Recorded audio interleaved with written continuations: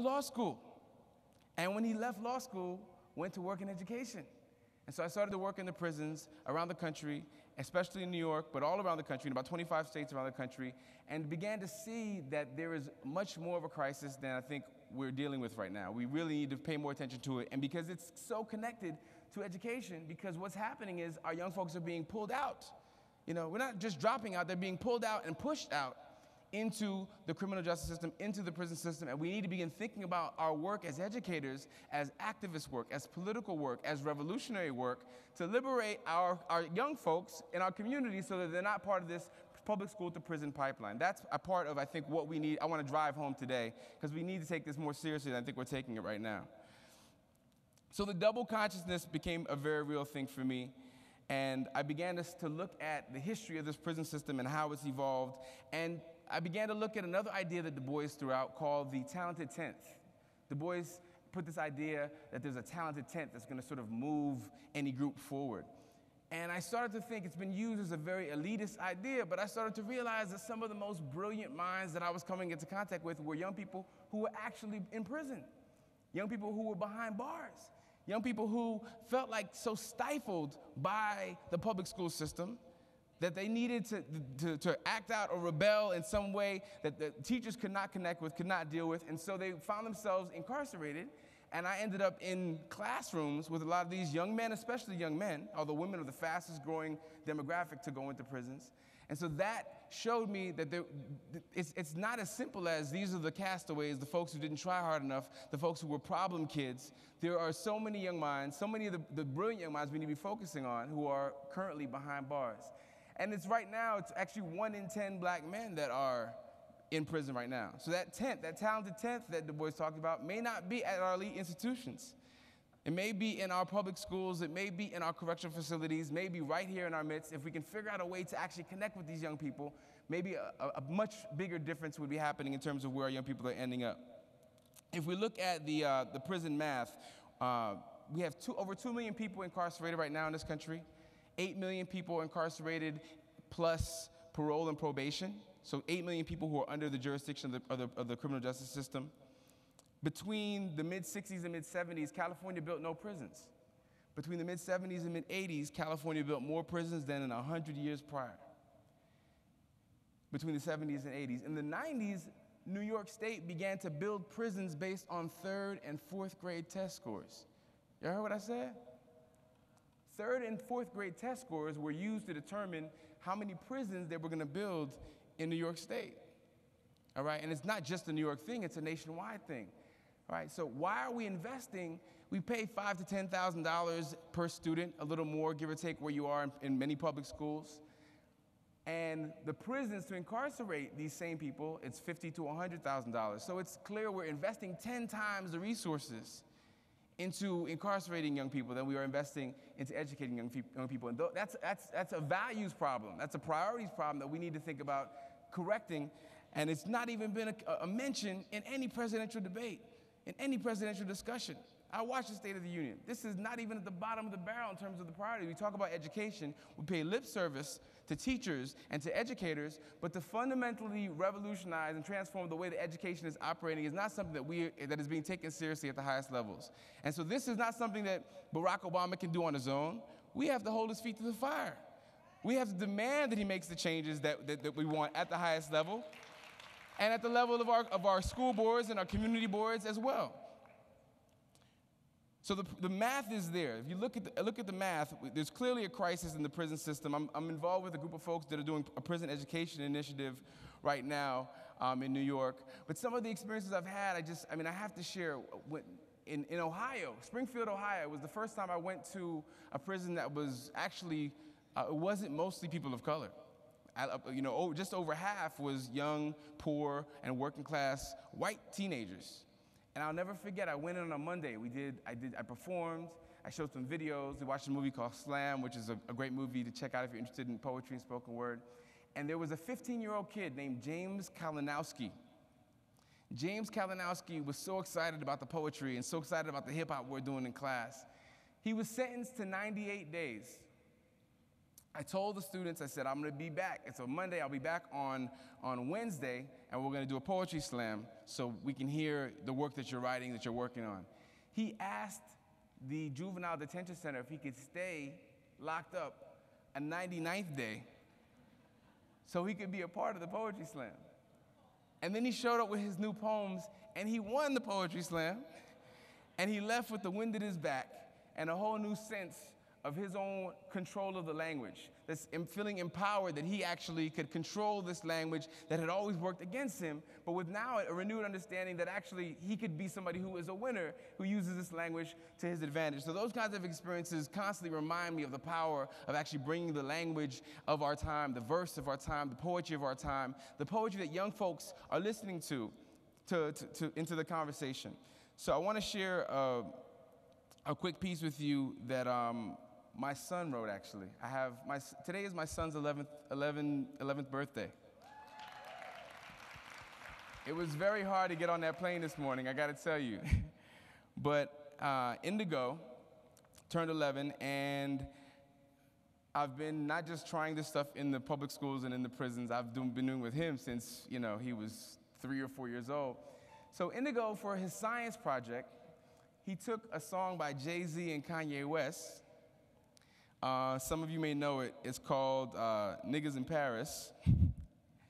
It's also called Ball So Hard. That's the other name of it. And he had an assignment for his science class to write about fossils. And so Indigo took the song Ball So Hard, and he rewrote it. He wrote a remix of the song, and he called it Rock So Hard. And I'm gonna need a little bit of help to do this, all right? So I've never read this out loud. So on the chorus, I'm gonna need your help. I'm gonna say rock so hard. I need y'all to say so hard. Can y'all do that for me? All right? All right, so rock so hard. All right, I think that's good. I think we can go a little bit louder. So are the live people over here make some noise? Can y'all do better than that over here? Okay, don't let them play y'all like that, all right? Okay? So here we go. So, rock so hard. Archaeologists outline me. Rock so hard. Paleontologists want to find me. Rock so hard. Triassic, Jurassic, first two phases. Rock so hard. Cretaceous, not least, but the latest. 65 million years ago, T-Rex used to run the show. Asteroid said you gotta go. If you want to see me now, you better dig a hole. Mold fossils, outline, cast fossils, big time. Traces of footprints, check for the imprint. True form, the real deal, like this rap or raptor's heel. Seeping, replacing, permineralization. I didn't even know what that meant. Elements removed, carbonization clues, crystal is moved, recrystallization, amber hardly moves, unaltered preservation. What's sicker than the flu? Orthogenic preservation. Rock so hard. Archaeologists outline me. Rock so hard. Paleontologists want to find me. Rock so hard. Triassic, Jurassic, first two phases. Cretaceous, not the least, but the latest. Fossil is a gift. Find them in a rift. A gift from the past. You better dig them up fast. That's a fossil. Rock so hard. That's a fossil. Rock so hard. Some fossils can be very, very small. But Brachiosaurus was very, very tall. All the way from Santa Fe to Senegal. Check your museum's exhibition hall. Science says I'm the oldest because I'm so underground. Got no love for oxygen. It's just breaking me down.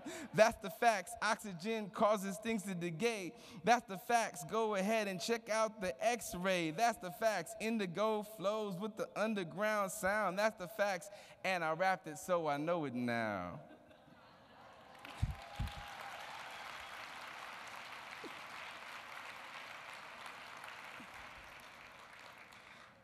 So I had to share that. I had to share that. So rethinking prisons, rethinking pedagogy.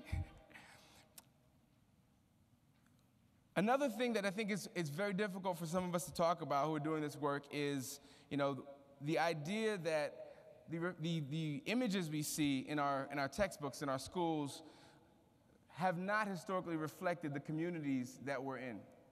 All right, and it's a reality that is often unspoken that white supremacy the history of white supremacy implies black and brown inferiority. I always talk about the story of one of my teachers from Kenya, Ngugi wa Thiong'o, who talked in his classes about when he was a kid growing up in Kenya, how they were not allowed to speak their native language. They were not allowed to speak in Kikuyu. They had to speak only in English. And they were beaten when they spoke out in Kikuyu because the British demanded they speak only the British tongue.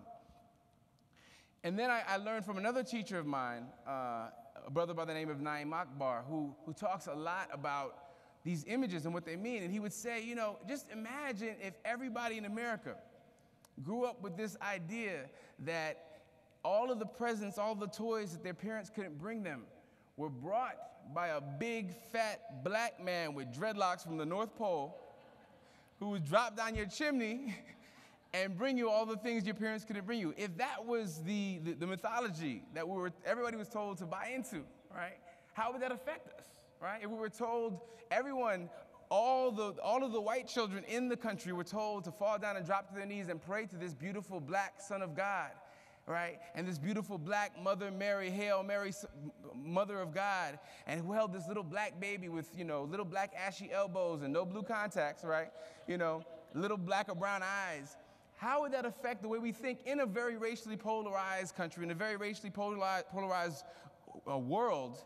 How would that affect the psychology of young folks? So it's amazing that we have survived all of that and are still here, able to do the things that we're able to do, able to achieve at the highest level in every field. It's amazing that that happens. We need to acknowledge that in order for the changes to be made to make the future better, we need to modify those perceptions. We need to modify those realities, the images in our textbooks, in our places of worship, and in our communities and in our families. And if that is a part of the reality, yes, you can give it up for that, because Naim Akbar drives this home in his Chains and Images of Psychological Slavery, and it's something that I think we need to hold on and remember.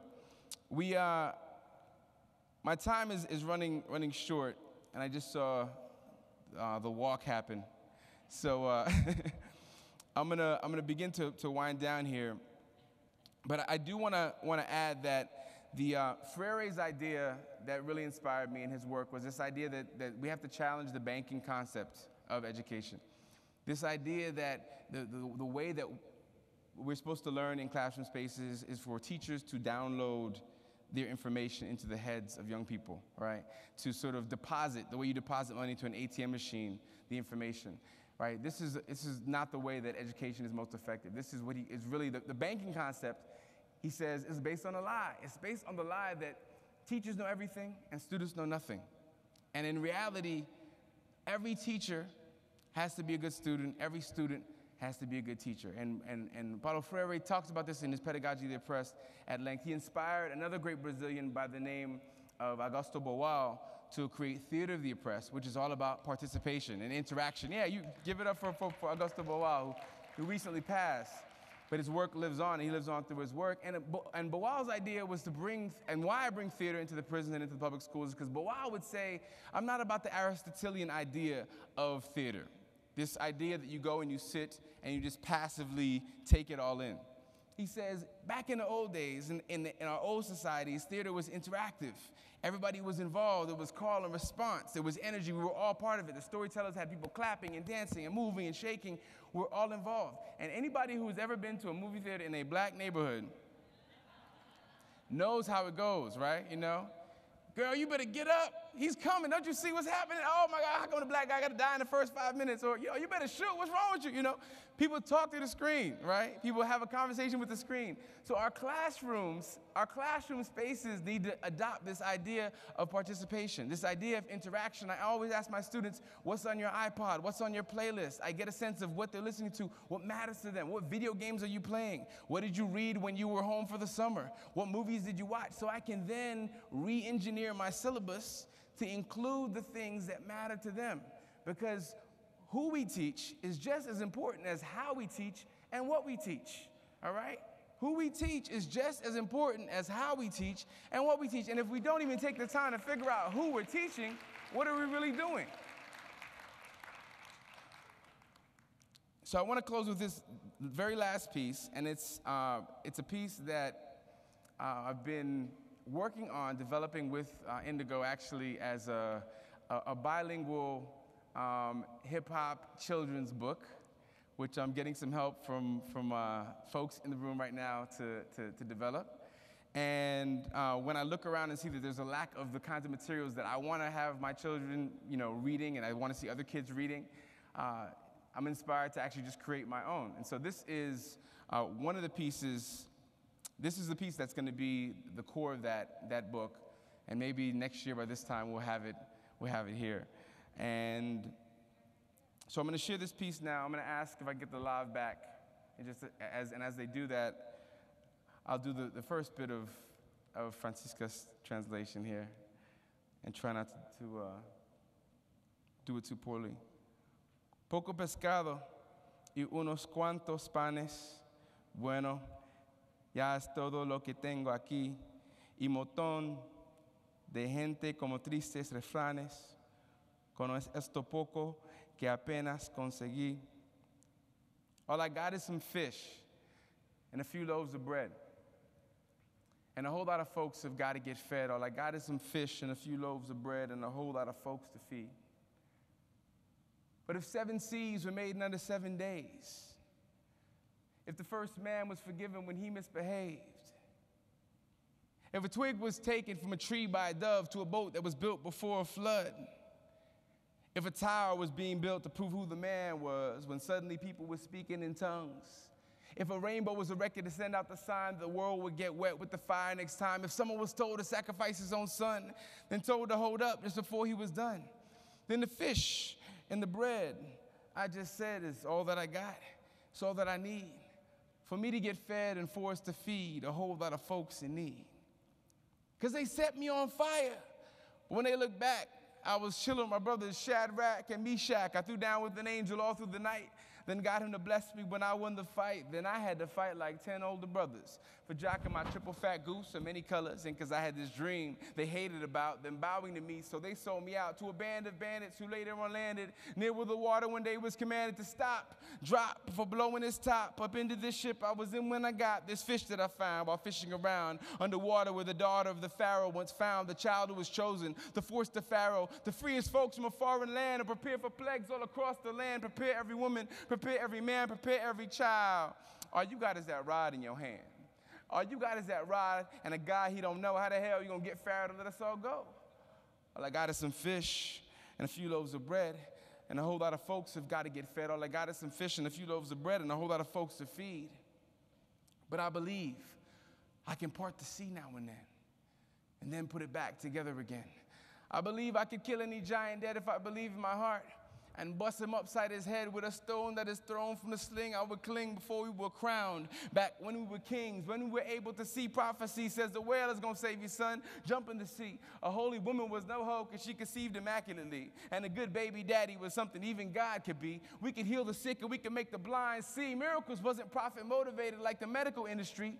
We believed in believing, so I believe in belief. And I believe faith could come in the night like a thief and knock out each of uncertainty's teeth and take away all of your disbelief. Because the faith that forced Pharaoh to end slavery tells me it's about time my people was free. And the faith that lived through leprosy is the faith that will outlive HIV. The faith that won us the presidency, because a faith that can make a mountain get up out of bed is a faith I believe is able to spread a few little fish and a few loaves of bread to feed all the folks who got to get fed. I believe I can make wine out of tap water, and tap, tango, break dance, and walk on water. And I believe the children are the future. We should teach them well and let them lead the way and show them all the beauty they possess inside and give to them a sense of pride. And I believe I can fly.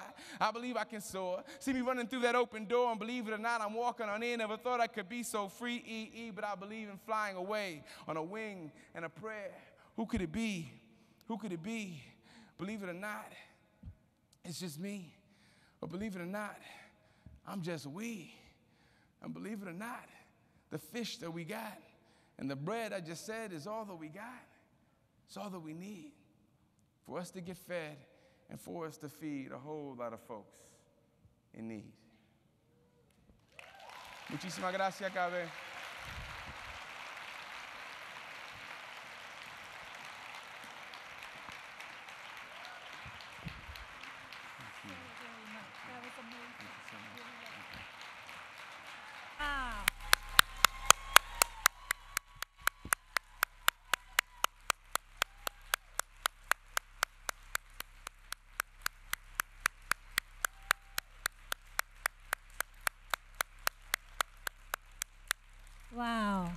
That's all I can say.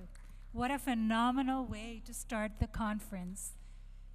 Thank you so much, Brian, for your activism, for using your voice and talent as a powerful vehicle for change and for courageous conversations about race and prisons in America.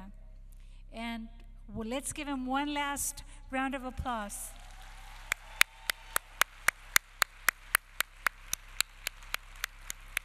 Okay, before people start leaving, because I see some people already start walking away, I'd like to thank our sponsors, Audio Resources Group Incorporated, for interpretation. We greatly appreciate that. I'd like to thank our volunteers and the amazing team that contribute to the success of the conference. We greatly appreciate your work and your commitment to CABE. Okay, we have a few announcements. There will be a book signing at the end of the program, The Ugly Side of Beautiful. So if you want to pick up the book and get it autographed and perhaps even a photograph, please stick around to the end of the program.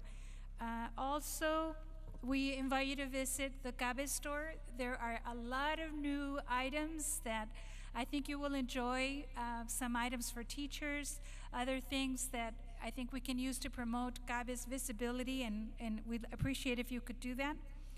Tomorrow we start at 8:30 a.m. with our keynote speaker, Young Sao. Please be here early. You think you'll really enjoy that. I'm going to read this. It's CABE invites you to get social through Facebook, Twitter, and our QR code. Join the CABE digital team and tweet about or text about the conference. If you're interested in joining the team and learning how to use Twitter or Facebook, come to the front over at this end of the at the end of the program. Gil and Norma will be there to help you. Hope you will join the CABE 2013 digital team, and the presentation is going to be offered both in English and in Spanish. We want everyone to join, and we want to increase our number of likes and friends on Facebook, so please come forward. We also, and this is the last announcement, that tonight is our CABE membership reception, and what that means is that members can attend. It's free, and it's $25 for non-members. So this is a great opportunity for those who are not members to take advantage and buy your membership and join the party tonight. It's a lot of fun, and it's going to be at the Hyatt Regency Ballroom, and it's going to be a very special celebration. We're honoring the Chinese Spring Festival and Chinese New Year. There's going to be this year is the Year of the Snake, and we're going to celebrate with music from the China Ensemble of UCLA and the UCLA Herb Alpert School of Music. So come also. We will be dancing with DJ Mars. The reception starts at 7 and it ends at 11. So we're going to have a lot of fun. The board members will be there to greet you and enjoy the fun. And if you're not a member, we encourage you to please become a member today. Thank you. Enjoy the conference and get inspired by the richness of the experience. Thank you so much.